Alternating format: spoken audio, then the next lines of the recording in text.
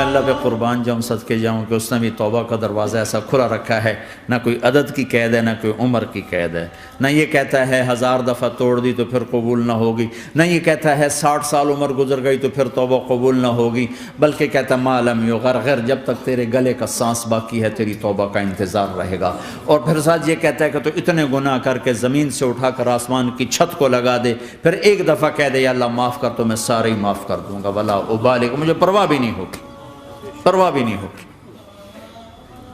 میرا ایک شاگرد ہے کراچی میں، اس کے مسجد کے ساتھ ایک عورت تھی، وہ لڑکیاں سپلائی کرتی تھی، کس قدر بدترین کام۔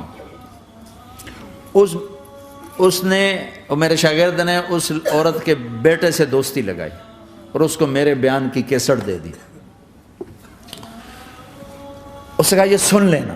اس نے گھر میں جا کے لگا لی، اس کی ماں کام کرتے ہوئے چلتے پھرتے سن رہی، کانوں میں آواز پڑ رہی۔ تھوڑی دیر کے بعد وہ آ گئی، کہنے لگی مجھے بھی سنا، تو اس نے سنی، پھر کہنے لگی دوبارہ سنا، پھر دوبارہ سنی، پھر کہنے لگی ایک دفعہ اور سنا، پھر ایک دفعہ اور سنی۔ کہنے لگے یہ کون ہے؟ کہ پتہ نہیں کون ہے۔ کہ کس نے دی؟ کہ یہ مولوی صاحب جو مسجد کا اس نے دی۔ تو اس نے بیٹے کو لیا اور مسجد کے دروازے پر آ کے، لوگ تراویح پڑھ کے نکل رہے تھے، انہوں نے کہا میں یہاں کے امام سے ملنا چاہتی ہوں۔ تو آ گیا، امجد نام ہے اس کا۔ کہا مولوی صاحب یہ کیسٹ آپ نے دی ہے؟ کہا جی۔ یہ کون ہے؟ کہ میرا استاد ہے۔ کیا نام ہے؟ طارق جمیل۔ کہا اس نے کہا ہے کہ جتنے بھی گناہ کرو توبہ کرو تو قبول ہو جاتی ہے، تو میری توبہ قبول ہو سکتی ہے؟ تمہیں تو پتہ میں کیا کرتی ہوں۔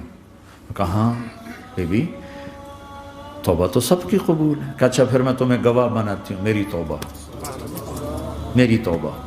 اور اگلے دن مسجد میں آنا شروع کر دی تراویح میں، اور دعا کرے یا اللہ اگر میری توبہ قبول ہے تو مجھے اٹھا لے، اگر میری توبہ قبول ہے تو مجھے اٹھا لے، اگر میری توبہ قبول ہے تو زور زور سے دعا کرتی۔ عورتوں کے اس میں جدھر عورتیں نماز پڑھتی تھی، 29 کی رات سجدے میں اللہ نے اس کو موت دی تھی۔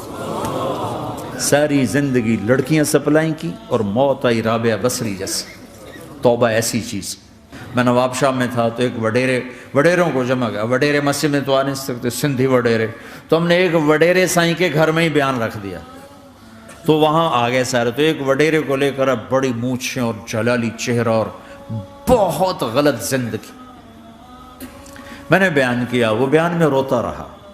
جب میں نے کہا ہاں بھائی توبہ، میں ہر بیان میں یہ کرتا ہوں کوشش، شاید کوئی ایک آدمی میرے ذریعے سے توبہ کر جائے تو میری بخشش کا سامان بن جائے، تو اس نے زور سے کہا اللہ سائیں توبہ، اللہ سائیں توبہ، اللہ سائیں توبہ۔ ساری زندگی کی غفلتیں تھیں۔ گھر گیا اور یہ ظہر پہ بیان ختم ہوا ہے اور مغرب پہ اس کی موت واقع ہو گئی۔